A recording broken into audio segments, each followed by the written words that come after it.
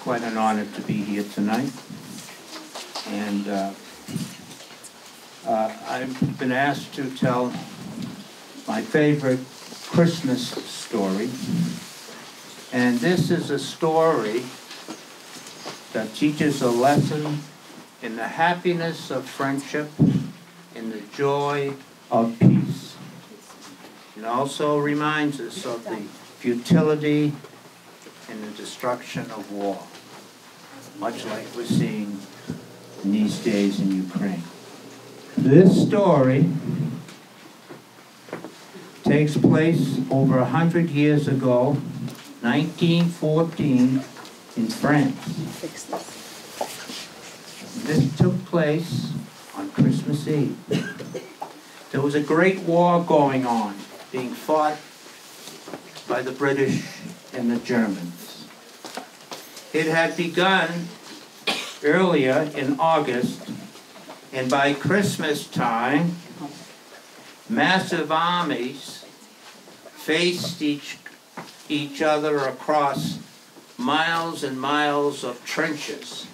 These trenches were only separated by 50 yards or 100 yards, and in between them was the barbed wire known as no man's land. The war was the brainchild of kings and generals, but it was being fought by young men young as 18, 19, and 20 years old. And they came from small villages and small towns in England and Germany. Now picture that Christmas Eve. I'm sure it was cold. There was snow on the ground. It might have been a clear night, and up in the sky would have been thousands and thousands of stars. And maybe the Christmas star was up there that night. Do you know the Christmas star? There is a Christmas star out there tonight. You can't see it because of the clouds. But right here in the south, high in the, in the south, there is the big, big planet Jupiter. Now, the scene. Everything was quiet. Everything was still. No sound. And then, from the British side, came the sound of the harmonica.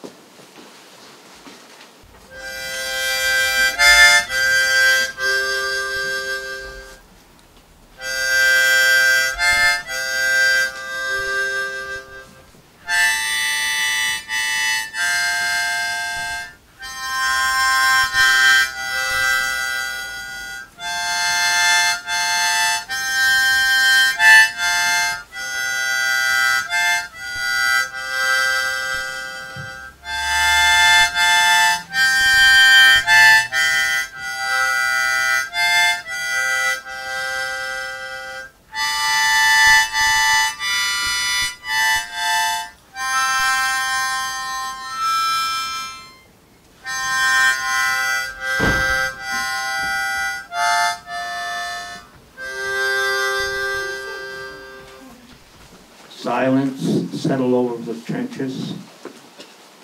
And then from the German side came the words they sang.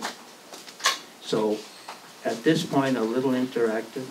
The church group is going to sing the first verse of Silent Night. And this side over here, this is representing this side of the trenches, if they could join in with us.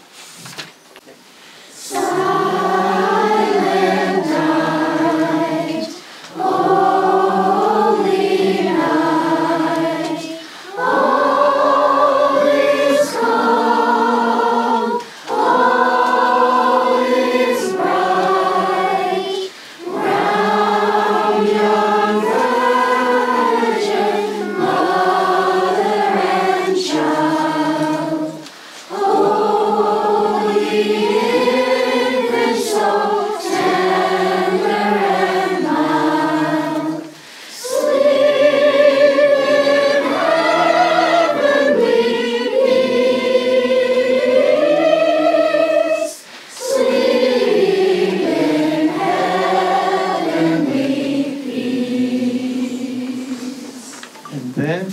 both sides, the German side and the British side. Both sides began to sing the third verse of Silent Night, and may everyone join. Silent night, holy night, Son of God, lost to light, radiant beams from thy holy face, with the dawn of redeeming grace. Jesus, Lord, at thy birth.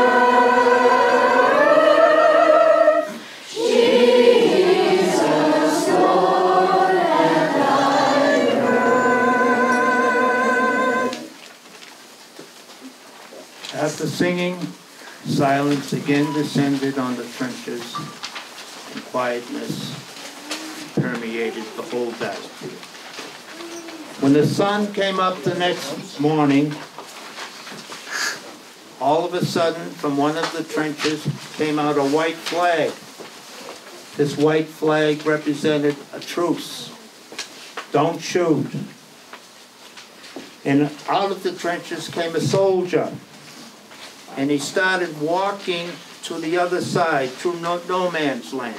And he was carrying a tent box.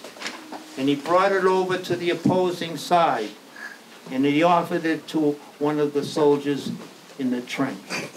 Soldier opened it, and it was a cake. And soon other soldiers from both sides came out of the trenches. And they started to walk across no man's land, greeting each other, exchanging gifts that were sent from home, cookies and cakes, showing each other pictures of their families, the loved ones they had left behind. And then a soccer ball came out. This was a game they both loved. And a game started, and they played that day, and then had the most wonderful time. When sunset came and Christmas Day ended, they went back to their trenches, and the war resumed. The war lasted 4 years, with many more thousands of young soldiers killed and wounded. But for that one Christmas Day, all those young men realized that they had more in common than they had differences. They worshiped the same God. They sang the same familiar songs. They had families that they missed, and that they in turn missed them. They loved football or soccer. They were fighting a war that made no sense to them. On Christmas Day, for one day, there was peace on earth. There was joy to the world. And there was goodwill to men. Merry Christmas to everyone.